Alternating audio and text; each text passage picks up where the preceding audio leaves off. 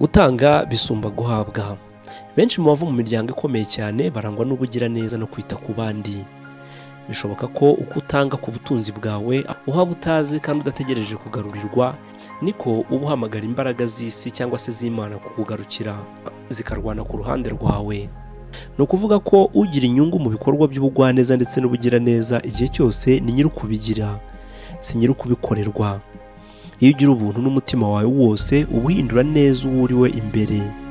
Isura yawe y'imbere ibiremwe bundi bushya, kandi niyo ngombwa kuko ariyo yishima yizirwa n'insinzi wifuza. Uhita wiremamo amahirwe kandi akazakubaho. Ntukiringire amahirwe, kubera ko imibanire n'abandi ari ngombwa cyane, ntigomba kurekerwa cyangwa kubakirwa ku mahirwe. Abantu benshi bameze nk'imipira ya za biyari bakinira ku meza, agenda akubitana n'andi ku meza y'ubuzima cyangwa ubushyo bw'inka ku ibuga ry'ubuzima, aho inka imwe irisha aho indi yarishije. Bameze kandi nk'abashoferi b'imihanda y'ibinogo bagenda babangamirana batabigambiriye, biberaho ku ihame ry'impanuka. Ariko si ko wakagombye kubaho. Ugomba gutegura no gupanga gahunda ihamye y'imibanire yawe n'abandi, ukayibungabunga ukanayizahura mu buzima bwawe.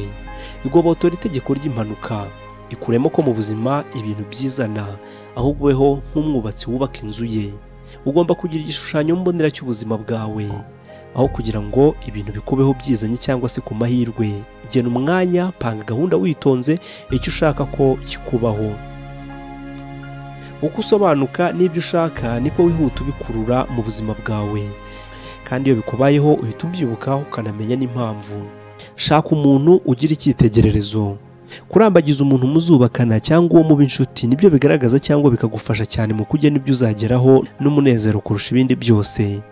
Waba warumvise abantu benshi birukanse ku by'isi bakabigeraho bakabigwiza, ariko bikaza kuyoyoka kubw'imibanire mibi n'umuryango wabo, aho usanga abana n'umugore cyangwa se umugabo n'umugore batavuga rumwe kubera umwanya muke wo kubitaho. Intego zawe ushaka kugeraho mu buzima, uko uhitamo uwo muzarwubakana niko wakagombye guhitamo intego zawe ushaka kugeraho mu buzima. Icara hamwe n'agapapuro wandike ugaragaza umuntu mwiza kuri wowe ushaka ko akubera icyitegererezo. Muri uyu mwitozo wibwire ko ari nka komando utanze ugatumiza mu ruganda, noneho umuntu wasabye akazaza asa nk'uwo wamugereranyije cyangwa se wamushushanyije. Fata umwanya wandike buri kimwe cyose, ugaragaza uko uwo muntu yaba asa, indeshyo ye, umubyimba n'ibigango. Garagaza uko yitwara, ubumuntu bwe, uko atera urwenya, amashuri yize, ubwenge bwe n'uko abana n'abantu. Gerageza uko bishoboka unerekana indangagaciro z'uwo muntu, imyemerere ye, imyumvire ye n'icyo atekereza ku bintu by'ingenzi mu buzima bwe. Uko utanga ibisobanuro kuri uwo muntu niko ushobora kubona cyangwa se guhura n'umuntu ukunyuze wujuje bya bindi wanditse. Ujye usoma iyo nyandiko buri gihe, ugenda wongeramo n'ibindi bisobanuro n'ibiranga uwo muntu. Komeza unonosore iyo nyandiko kugeza ubwo wumva nawe iboneye kandi yuzuye. Buri uko uyisubiramo bigaragaza uwo muntu wifuza, niko ifoto ye igenda yinjira kure mu bitekerezo byawe. Noneho iyo wiyumvisha ukuntu uzaba unezerewe ubana n'uwo muntu ugukwiriye, ayo marangamutima akurura ibitekerezo, akibutsa itegeko ry'ikurura. Mu gihe gito ukaba ukuruye wa muntu mu buzima bwawe. Garagaza imbuto ushaka gutera. Intambwe ikurikiraho mu gushaka abantu bazagufasha kugera ku ntego zawe ni ukwikorera isuzuma ritabogamye kandi ry'ukuri. Kimwe mu bifasha umuntu kwivugurura ni ukumenya imbaraga ze n'intege nke ze. Umuntu w'ikirenga cyangwa se w'intwari arimenya akagira ubutwari n'ishema ryo kubona uwo ari we by'ukuri, atari uko yifuza kuba. Mbese akivuga ukuri. Ngaho ko urutonde rw'ibyo ufite watanga mu mibanire yawe n'abandi. Ibyo abandi bakwigiraho ni ibiki? Ibyiza byawe ni ibihe? Ni ibihe bikuranga wagaragaje igihe ubayeho cyangwa se umaze ku isi, byatuma wa muntu wifuza ko kubera icyitegererezo yashaka ko muba inshuti? Ongera ugire ubutwari, ukore urutonde rw'ibyo wumva ukeneye gukosora mu buzima bwawe. Ese nta myitwarire mibi ugifite utakwifuza kuba ufite? Ese ntukoresha igihe nabi uko utakagombye? Ushobora kuba utihangana, urakara nabi, uvoma hafi cyangwa se ugorana. Byandike byose ndetse ufate ingamba zo guhinduka muri ibyo uvuze haruguru.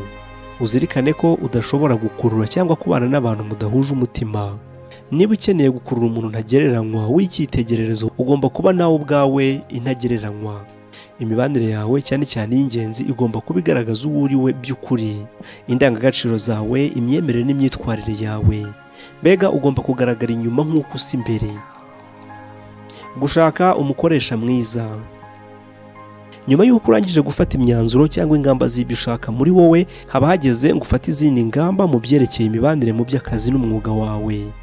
Kimwe mu mabanga y'intsinzi mu by'akazi ni uguhitamo umukoresha bushishozi. Iyo uzinduka ujya gushaka akazi, jya wibuka ko ugiye kugurana ubuzima bwawe, igihe cyawe, mu gushaka umusaruro w'amafaranga, kandi ko hari igihe ayo mafaranga atazagarura ibyo watakaje mu gihe wari uri muri ako kazi. Kugira ngo ubigereho neza rero ni ukunoza imibanire yawe n'umukoresha, patron cyangwa se boss wawe, ukanoza imibanire yawe na bagenzi bawe mukorana ndetse n'abakiriya bakugana. Shishoza rero uhitemo neza umukoresha wawe. Kusanya amakuru witonze kugeza ubonye neza ngo ni muntu ki. Ese ushobora kumukorera unezerewe? Reba umuntu ukunda, uwubaha kandi wemera. Ukeneye gukorera umuntu wakwigiraho byinshi kandi akagutera n'ingabo mu bitugu ngo ukore akazi kawe uko ubishoboye. Ku rundi ruhande nyamara, nukorera umuntu mubi, udashinga cyangwa uri mu buzima bukomeye, ntuzigera unezerwa cyangwa ngo ugire icyo ugeraho. Ibyo ari byo byose uzahava cyangwa bakwirukane. Ushaka kandi ahandi, ukorane n'abandi bantu utazi cyangwa utishimiye igihe cyose. Ubundi abantu basobanutse bazi ubwenge ntibashobora kwihanganira gukorera abantu cyangwa se ahantu hari umwuka utabanezeza.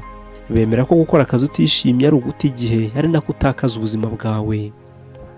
Nabonye kenshi abantu bareka akazi k'umukoresha mubi cyangwa bakoreraga mu mwuka mubi, bakajya ahandi hari umukoresha mwiza, ubona ibyiza kandi agatera akanyabugabo, kandi hari n'itsinda ry'abakozi bazi kubana n'abandi. Mu gihe gito abo bantu bakoreraga muri ubwo buryo bubi batangira gukora neza ndetse no gutera imbere mu buzima bwabo. Burya umukoresha mubi ahora ari mubi, kandi umukoresha mwiza ahora ari mwiza. Ntuzigere wibaza ngo ihene izahinduka intama cyangwa intama izahinduka ihene. Intama izahora ari intama n'ihene izahora ari ihene. Iyegereze abantu ukeneye. Undi mwanzuro ukomeye ugomba gufata mu buzima ni uguhitamo abantu mugendana. Abagabo, abagore nyabo bagera ku byiza ubona kandi bashimishijwe n'ubuzima. Ugomba kwirinda abafite imyitwarire idahwitse batagira icyo bakugezaho. Gendera kure abantu babeshwaho no kuganya, bagaya, ibyabo ari ukujora igihe cyose. Abo banyabumara batuma utakaza icyizere cyangwa imbaraga z'ubuzima, bagatuma ubuzima bwawe butakaza icyanga cyangwa se uburyohe. Iyo utindanye nabo wumva ucitse intege, ukabura ishyaka, ukibwira ko ari inshuti kandi burya bari abarozi b'ubukungu bwawe. Ahubwo hitamo inshuti n'abagenzi mu bushishozi, ntiwite kumbura mu mumaro utazi neza. Buri wese afite urugendo rwe, abo bareke bakomeze urugendo rwabo, nawe ufata indi nzira. Hitamo neza abagufitiye akamaro, abari bo mukorana musabana.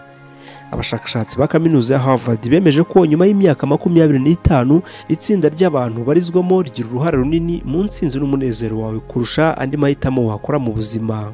Itsinda barizwamo rigomba kuba rigizwe n'abantu wibonamo kandi mubana igihe cyose. Niba uguruka muri za kagoma, uzatekereze unabeho nka kagoma. Niba ubana nk'inka, uzatekereze nk'inka, ugende nkayo, wabire nkayo, ukore nkayo.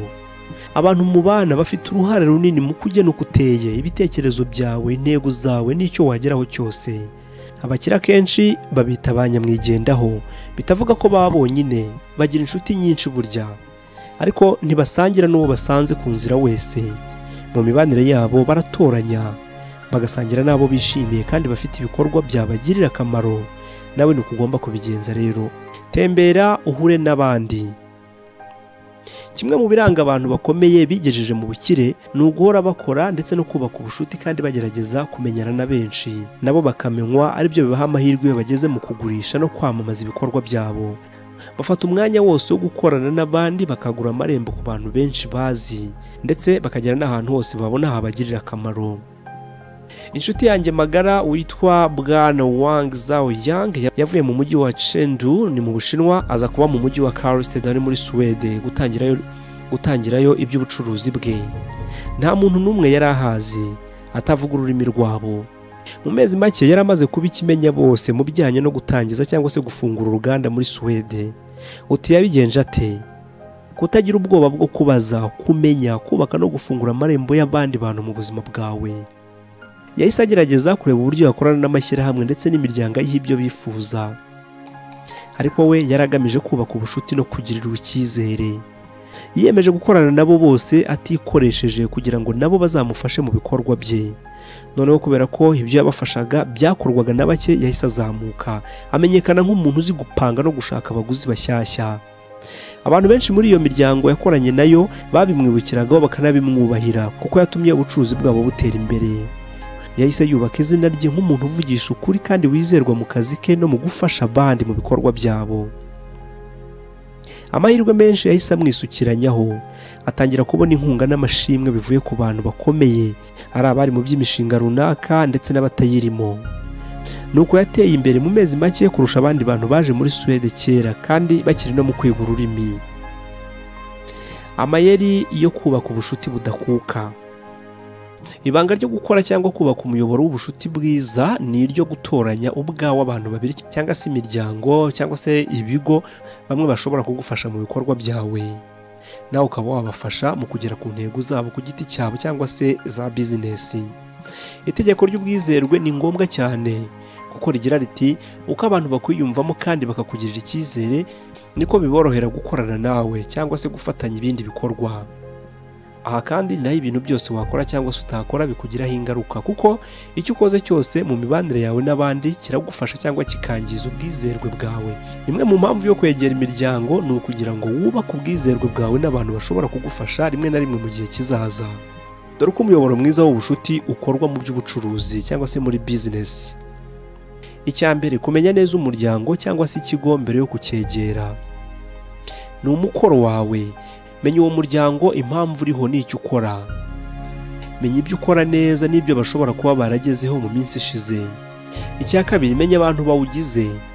Aha nshatse kuvuga abicaye mu buyobozi n'icyo bashinzwe. Umenye n'inzego zabo.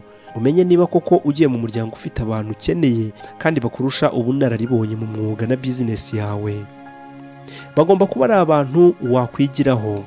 Bagomba kuba ari abantu bafite ubushobozi bwo kukuzamura, bakakugeza hejuru hamwe harenzeho wakwigeza wowe ubwawe. Iyo umaze no kunyurwa ndetse no guhimbazwa n'uwo muryango n'icyo ukora, nibwo ufata umwanzuro wo kuwujyamo. Turacyasoma igitabo cya Dieudonné d'Amour, igitabo cyitwa Ushaka Inka Aryama Nkazo, ushaka ubukire arara ubusa. Iyo umaze kuba umunyamuryango rero nk'uko nari mbivuga cyangwa se kuwinjiramo, menya komite zikomeye mu mikorere y'uwo muryango. Ubaze ibibazo kandi utegera amatwi yawe kumva ibisubizo. Iyo umaze kumenya neza komite zigize uwo muryango, ubona wagiramo uruhare rukomeye, wowe uzitange, nk'umukozi udahembwa. Aha ndavuga umukoranabushake cyangwa se umuvolontaire. Kubera ko ibikorwa byose mu bucuruzi cyangwa imiryango itegamiye kuri leta akenshi bikorwa mu bwitange, nta gihembo utegereje. Ntawe uzigera yanga ubushake bwawe bwo gutanga inkunga y'igihe n'imbaraga zawe. Abantu benshi bajya mu mashyirahamwe bigira mu nama gusa no kwihurira n'abantu. Bafata inama nk'uburyo bwo kurushaho gusabana aho kuba ingingo yateza imbere umuryango cyangwa bizinesi. Itangira abandi mu mirimo yabo. Kubera ko ufite izindi gahunda, iyo winjiye mu muryango ntuhite ufata inshingano gusa, ahubwo ukora nk'aho byose bikureba. Bityo ukaba umwe mu bitangira umuryango ariho hose bagukeneye. Jya ufata intambwe ya mbere ugaragaze ko ufite ubushake bwo gukora mu gihe habonetse icyo gukora, kandi icyo uhawe ukagikora cyose uko cyakabaye kandi neza. Ujye mu nama zose kandi utange igitekerezo ku ngingo yose yizwe. Kora imikoro yawe mbere y'inama ku buryo uhora witeguye kandi ugakurikira neza kandi vuba. Ntibizatinda komite y'ikirenga izaba yakumenye kubera kwitanga kwawe udategereje inyungu, bityo rero ubone icyizere n'icyubahiro cyabo. Aha nanone ubwizerwe bwawe n'ubunyangamugayo bwawe kuri bo buziyongera. Nabo kandi bazumva bakwize kubwo kubasha gukora ibyo bagushinze neza. Mu gihe gito kandi bazatangira bo ubwabo kujya bakwisabira ubufasha mu bintu bikomeye hashingiwe ku buryo wakoze neza. Ubwo rero uzahita uba umuntu w'ingenzi kuri komite n'umunyamuryango w'imena. Ibindi wakora. Umwanditsi muri iki gitabo arabaza ati, mbese waba warigeze wumva amateka yanjye? Mu gihe usoma cyangwa wumva iki gitabo, nkeka ko waba unziho ikintu. Bitari ibyo, uzashaka ikindi gitabo ku mateka yanjye cyitwa My Father Never Walked on Water. Bitari ibyo, uzashaka ikindi gitabo ku mateka yanjye cyitwa My Father Never Walked on Water. ariko kandi amateka yanjye ntabwo yihariye, kuko abandi bantu benshi batabarika banyuze inzira n'inkora nk'izanjye mu buzima. Ariko burya ibintu byose kugira ngo bikubeho biterwa nawe. Ni wowe ubwawe ugomba kuva aho uri ugahaguruka, noneho ukareba ibibera aho utuye, noneho ukabyinjiramo. Hari byinshi wamarira uwo muryango ubamo, mu by'imibanire, bizinesi cyangwa kubashakira inkunga y'abagira neza, aho kumva ko hari abantu badasanzwe bazaza kubibakorera batari wowe. Nta mupaka ufite mu kwagura urubuga rwawe. Igihe cyose winjira mu kibazo ukibonamo inyungu ugomba kugikemura aho kukubera igihombo. Nuhura n'umuntu wumva byakugirira akamaro kumenyana nawe, uzibuke umugani wa kera ngo umuntu ubaza ibibazo burya niwe ufite urufunguzo.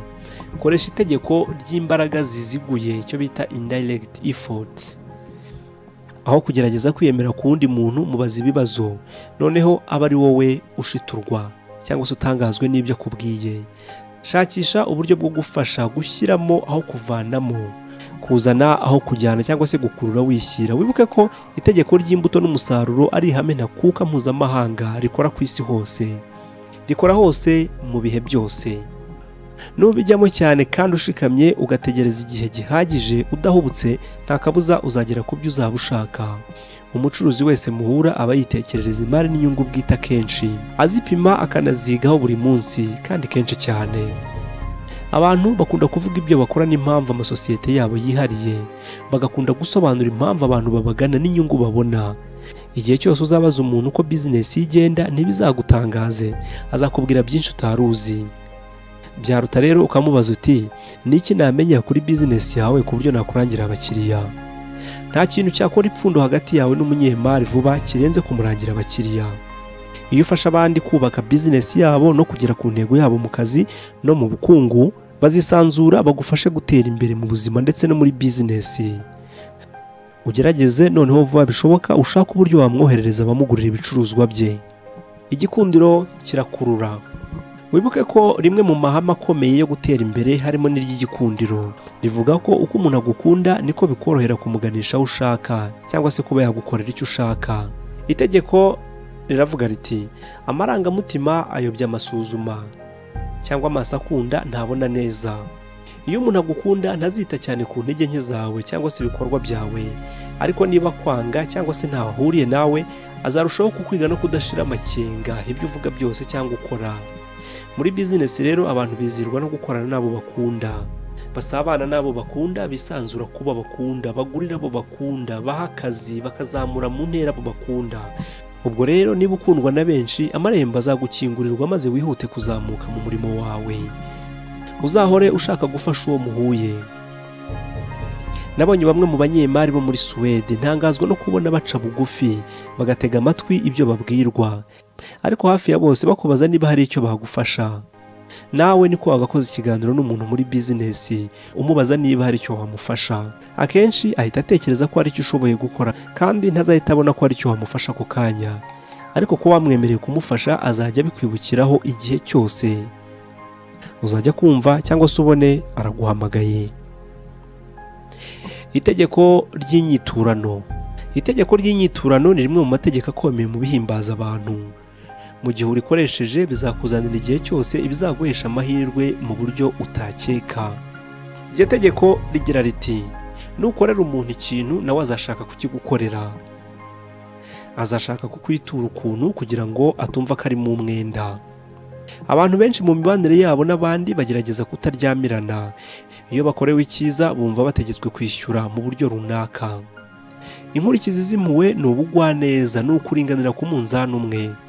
Noneho bagashaka uko babigeraho, bagashaka rero uko bakwitura iyo neza nawe wabagiriye. Iyo usohokanye n'umuntu muri resitora ukishyura fagitire, nawe aharanira kuzayishyura ubutaha. Iyo utumiye umuntu mu rugo ngo musangire, nawe ahigira kuzagutumira mu kindi gihe. Iyo woherereje umuntu ubutumwa bumwifuriza Noheli nziza, nawe arabugusubiza naho yaba atakwibuka neza. Iyo agutwerereye mu bukwe cyangwa mu kindi kintu, wumva ko nawe uzabimukorera. Nuko rero iyo ubuzima bwawe bugendera ku mategeko rusange kandi karemano, uzahora utangarira ukuntu ibintu byiza bitangira kukwisukiranyaho. Itegeko ry'inyiturano mu mibanire y'abantu ni rimwe mu yo ugomba kwitaho kandi akomeye. Imibanire yugurura amarembo. Urufunguzo rw'intsinzi yawe mu buzima ni ukubaka no kunoza imibanire yawe n'abandi, ukamenyekana ukanubahwa na benshi, ukabikora mu bwitonzi n'ubushishozi, ugatoranya abantu n'imiryango ushaka kubana nayo, noneho ukitanga wese n'umutima wawe wose, ugatanga inkunga ifatika kuri bo no kuri iyo miryango muri rusange. Abantu bakunda gukora cyangwa se kugendera n'ibintu bitabarushya. Biroroshye cyane guha abantu inama ndetse no kubarangira aho bashobora guhahira cyangwa se kungukira. Icyo ugomba gukora mu buzima bwawe ni ukubaka itsinda ry'abantu. Uko ugenda ukura mu buzima bashobora kugira icyo bakugezaho. Uko umenya abantu benshi nabo bakuziho ubupfura, niko uzabasha kumenya abantu cyangwa se umuntu ukomeye ukeneye mu buzima bwawe. Uwo muntu azazira igihe kandi ntuzatungurwa nuko azagufasha kugera ku byo wifuza. Azagukingurira andi marembo utari uzi mu buzima. Amarembo azahora kugururiwe, bigufashe kwagura no gutera imbere mu buzima bwawe bwose. Nugera mu bushorishori bw'ibikorwa byawe hubikesha icyubahiro n'icyizere uhabwa n'abo muri kumwe, bizaba biterwa n'umugambi wagize, ntago ari umugisha. Kora urutonde rw'abantu b'ingenzi aho ukorera, aho utuye, mu mujyi wawe ndetse no mu gihugu hose, abo wumva byagufasha kubamenya. Shaka uburyo mwavugana imbona nkubone cyangwa se ukoresha telefone, wakoresha WhatsApp cyangwa se ibyo bita email. Shaka ibintu wakorera abandi, wabafasha cyangwa se wafasha ya miryango itagamije inyungu ku buntu, kuko byose bizakugarukira. Shakira umujiji mu bajiji, ibi naho biri. Egera imiryango n'amashyirahamwe arimo abantu ukeneye kumenya, nabo bakakumenya. Ni byiza yuko waba biganza bigaba amariza, ukaba umukorerabushake wo gufasha mu bihe byose. Gira umuco wo kwitanga udategereje inyungu. Toranya umukoresha wawe ushishoje, kuko ashobora kukugiraho ingaruka nziza cyangwa mbi mu buzima bwawe. Shyira umunezero wawe imbere mu gihe ushakisha uyu mukoresha. Hora wubaka umuyoboro, shaka uburyo uganira business n'abantu muhuye. Bandikire, uboherereza igitabo, akanyamakuru cyangwa se urugero rw'ibyo ukora. Jya uhora ubavugisha. Shyira mu bikorwa ihame ry'inyiturano mu mibanire yawe yose. Ugire ibyo ukorera abandi kandi ubiture ibyo bakugiriye. Turacyasoma igitabo cya Dieudonné Damour, igitabo kivuga yuko ushaka Inka Aryama Nkazo, ushaka ubukire arara ubusa. Tugeze ku mutwe wa 8. Turavuga ku ihame rya 7. Amafaranga ni iki? Ubukungu bwinshi bwacukuwe mu bitekerezo by'abantu kurusha uko bwacukuwe mu nda y'isi. Imwe mu ntego y'ingenzi mu buzima bwawe ni ukwigenga mu bukungu. Kugira amafaranga ahagije mu buzima bwawe ni ngombwa cyane ko wumva wigenga, wisanzuye, unezerewe kandi ugira uburyo utegurira ejo hazaza hawe udahangayitse. Ikindi kandi usanga abantu benshi barabaye abakire cyane mu kwishakamo ubukungu binyuze mu nzira zabo bihitiyemo. Inkuru nziza rero nuko ibi bihe turimo ari byo byiza mu mateka ya muntu byo kugera ku bukungu bwinshi biturutse ku isakazwa ry'amakuru n'ubumenyi, ikoranabuhanga ricukumbuye no kwiyongera kwa murandasi na telefone zigendanwa nyinshi ku isi. Abaguzi babaye benshi n'ibikenewe ku isoko biba byinshi. Akaba ariyo mpamvu hari uburyo bwinshi kuri iki gihe bwo kugera ku bukungu, ukaba watunga kurusha uko byaba byarabaye mbere. Afurika kandi niwo mugabane mwiza utanga inzira ku bukungu kurusha indi yose. Mu myaka mike ishize kuba umukungu byasabaga kugira ubutaka, umurimo, igishoro, amazu, ibikoresho ndetse n'ibindi. Naho ubu wowe ushobora kwigeza ku bwigenge mu bukungu ukoresheje ubwonko, ubwenge bwawe gusa, kandi ukagira ubutunzi burenze ku bw'abatunzi inganda cyangwa amazu, kuko byahinduka umuyonga ikoranabuhanga rihindutse cyangwa abakiriya babuze. Naho ubwonko, ubwenge bwawe buzahora ari ubwawe. Tumaze igihe gito tuvuye muri guma mu rugo yatewe na cya cyorezo bita coronavirus cyangwa se COVID-19. Ku isi yose ibintu byarahagaze, ubukungu busubira inyuma. Ariko abazi ubwenge guma mu rugo yabigishije izindi ngamba cyangwa ubwenge bw'uko bazagera ku bukungu bwiza n'umunezero. Bamwe bifashishije internet mu kwihugura ibintu bishyashya. Wowe wayigiyemo iki kizakugirira akamaro mu myaka iri imbere?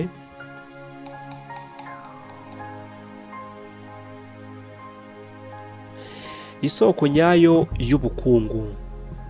Ingingo y'ingenzi mu kubaka ubutunzi cyangwa ubukungu isobanurwa n'ihame ry'ubwinshi rigira riti tuba mu isi yuzuye ubutunzi cyangwa se ubukungu butagira ingano, kandi bugera kuri buri wese uzi uko babugeraho.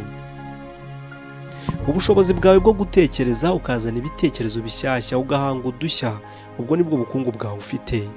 amahirwe y'ubukungu bwawe yongerwa cyangwa akagabanywa n'imitekerereze yawe ndetse n'uburyo ushyira mu bikorwa ibyo bitekerezo byawe aho uri cyangwa se aho utuye.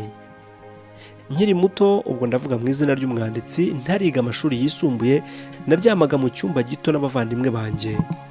Twasasaga ibirere cyangwa se amakoma hasi, tukarenzaho imisambi.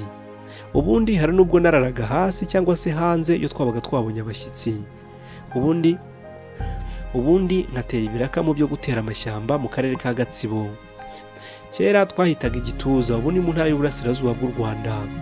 Ibyo byose byatumaga mbabara kuko tutari dufite amafaranga ahagije yo kudufasha. Numvaga mfitiye ishyari habo nabonaga babayeho neza, nkifuza amahirwe nk'ayabo. Ariko nkagumya kumva ko abantu bambwira ngo abakire bazarushaho gukira n'abakene barushaho gukena. Nkaba narakuze bambwira ko abakire batangiranye kandi bavukanye amahirwe menshi mu buzima, kandi banyemezaga ko nta cyizere, nta mahirwe wagira mu bukungu utaravukiye mu muryango ukomeye ngo bakubonere amashuri meza kandi barakuzigamiye amafaranga uzakenera mu buzima buri imbere. Niba ufite amatsiko y'ukuntu nize amashuri yanjye yose ndetse na kaminuza mu mahanga nta faranga na rimwe n'iri rudore rimvuye mu mufuka, nkaba naramaze kubaka ikigo cyanjye gifasha ibindi bigo mu kwiteza imbere, nkaba naragejeje umuryango wanjye wose mu mashuri akomeye kandi y'imahanga, uzasome cya gitabo navuze haruguru nise My Father Never Walked on Water. Mu Kinyarwanda ubwo ni data umbyara ntiyigeze agendera ku mazi. Nusoma icyo gitabo uzabona ko byose bishoboka. Bose bahera ku busa. Maze kwitegereza abantu bakomeye no gukora ubushakashatsi byarantunguye cyane, kuko nasanze mu Rwanda hafi abakireya bose barahereye ku busa cyangwa se ubusa. Ngira ngo namwe hari benshi muzi mwambera abagabo. Abakize babikomora ku miryango yabo karande bari munsi ya 1%. Hafi abakire bose bari mu kigero kimwe. Abo naheraho bagiye bavugwa cyane mu myaka yashize ni nk'abo bakurikira: Majyambere, Sina Gerard, Rwigara, Rujugiro, Makuza, Rubangura, Mironko ndetse n'abandi. Tugiye hanze y'u Rwanda twavuga nka ba Bill Gates wavumbuye Microsoft, twavuga ba Jeff Bezos wahanze Amazon, twareba kuri Warren Buffett ndetse n'abandi benshi. Naho muri Swede waruzi ko umuherwe wari uwa mbere Ingvar Kamprad yatangiye akiri muto acuruza amakaramu, itabi n'ibibiriti mu murenge w'iwabo. None ubu niwe ufite isosiyete ikomeye y'ibikoresho byo mu nzu ku isi. Abantu benshi bahora bambaza ukuntu bahindura ubuzima bwabo cyangwa bakajya mu bucuruzi kandi badafite amafaranga, babwira ko hari ibintu byinshi mu bijyanye n'ubucuruzi bakora. Ushobora gutangira munsi y'ibihumbi 10 cyangwa se ubusa, ariko ibi biba bikeneye igishoro cy'ubwonko cyangwa se n'imbaraga kurusha icy'amafaranga. Imari shingiro ikomeye washora mu mwuga wawe cyangwa mu bucuruzi bwawe ni icyuya cyawe.